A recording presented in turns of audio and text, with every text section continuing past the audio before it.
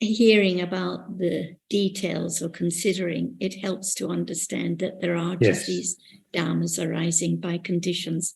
If we don't hear anything about the dhammas, the realities themselves, and how they arise, there will always be the idea of what I can do, like I can meditate or concentrate or focus or stop Lobha arising in the chain.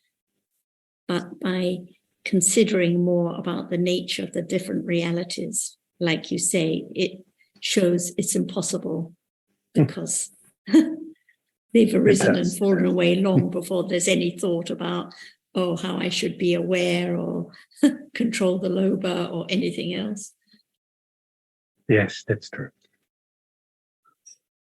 It's a misunderstanding that arises when people go on retreat or meditation centers. They never hear about the Lobha or that it is so tricky. But usually we think about the Lobha and don't know the characteristic without naming it. That is what Ajahn stresses very much. And that is not so easy. We can talk a lot about the Lobha and about the Lobha when one wants this or that object, but what about the Lobha now? What about understanding the Lobha even at this moment, even during the discussions? Because if it's not understood when it appears, then it won't be understood at other times. So it always has to come back to this moment. Yeah, it's good if Ajahn can elaborate on this, the Lobha, and then that we know it in theory and not now. And that is helpful to hear more about it. If we don't say anything at all, the word Lobha, what is there? Having something appearing to what? See, clinging, even it's understood as it is, but it is a thing or something there. And the attachment to that object is conditioned instantly by ignorance, not understanding the truth that it's there only very shortly because the shortness of it does not appear at all. It's not revealed. So now, when we talk about the absolute reality, the truth of reality, for example, we live among a moment of many, many moments in a day. Just now, many moments now. But it cannot be anything without one moment at a time, arising and falling away. This is to be reminded that we have accumulated lots of ignorance and attachment and other akusala unknowingly at all, adding more and more and more. That's why thinking about just one moment among many moments now is not known. In order to understand the truth of what is there, it has to be understand each very, very short moment of what is there. Otherwise, when they come together, how can they be understanding of any one of them?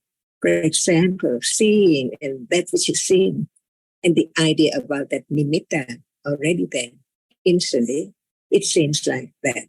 But who knows that without just one moment at a time, arising and falling away, there can never be such what is seen as something at all.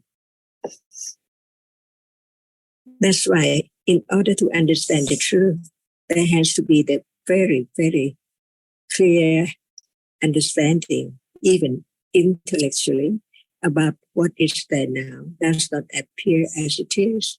That's why we talk about just one moment at a time, no matter it is moment of seeing or hearing or thinking,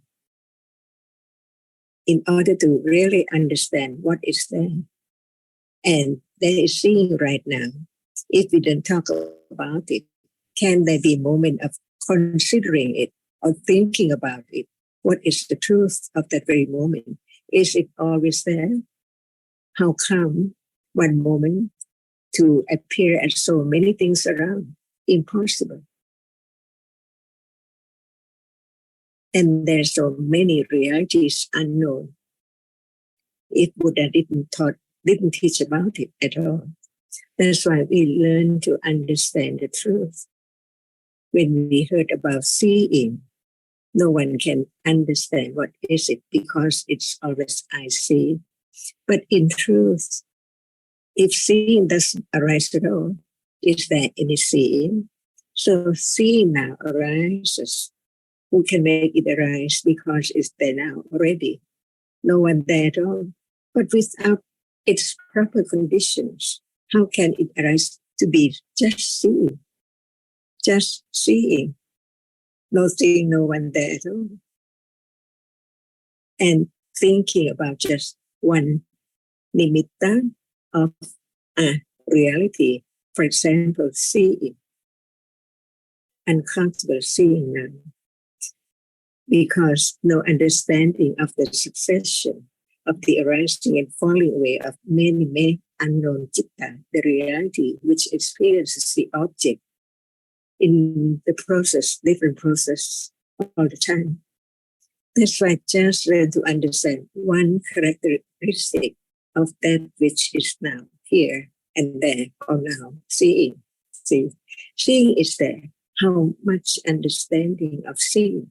Or Lobha, like we think about it, it seems like we speak out.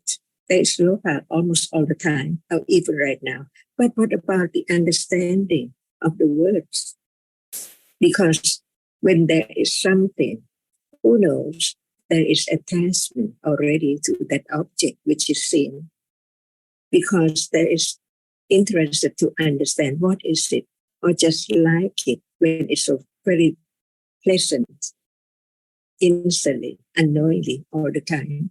That's why it's better to just talk about the truth, to have the confidence of the truth, not just to try to experience it.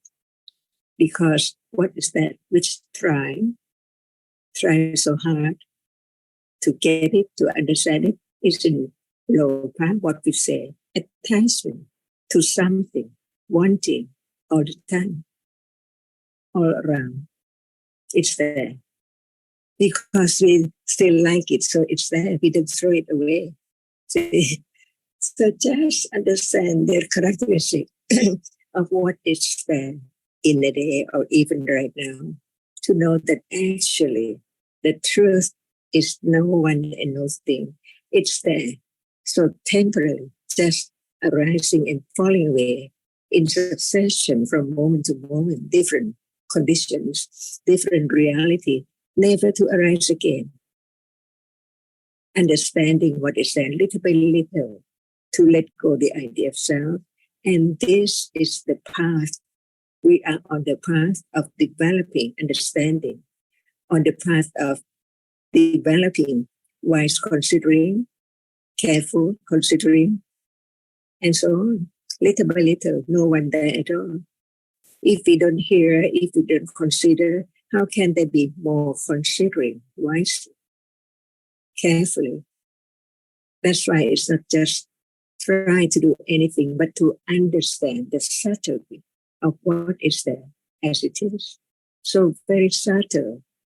We are on the path at moment of beginning to be careful, considering of what is heard now, about what is there now seen, or that which sees. Who say that see is that which I can control, or I can make it arise, or I can make it fall away? Impossible. Begin to understand the absolute truth of what is there, as actually it's just a reality, isn't it? So real because it's there now. It sees. And that which is seen is there only when there is seeing. That's all. Just have confidence of the truth, whether it's true or not. Only that. Whether it's true or not. When it's true, it's true. No one can do anything. No one can change its characteristic. That's all.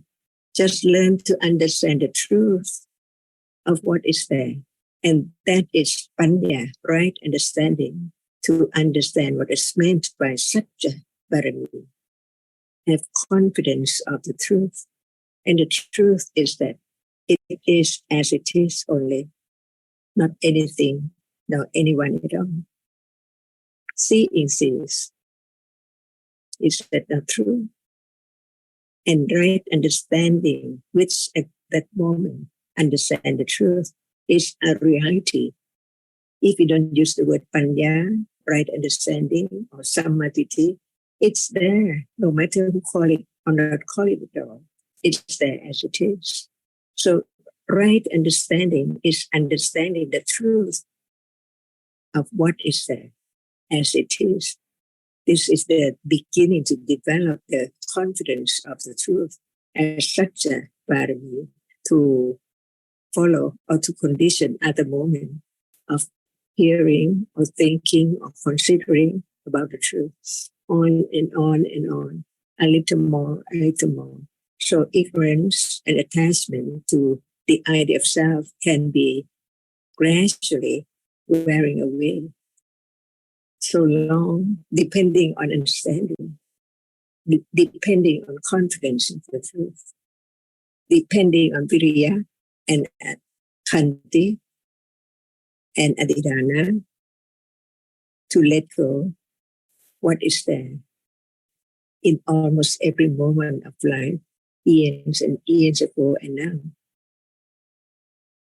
So just learn to understand the hidden truth of each reality in a day.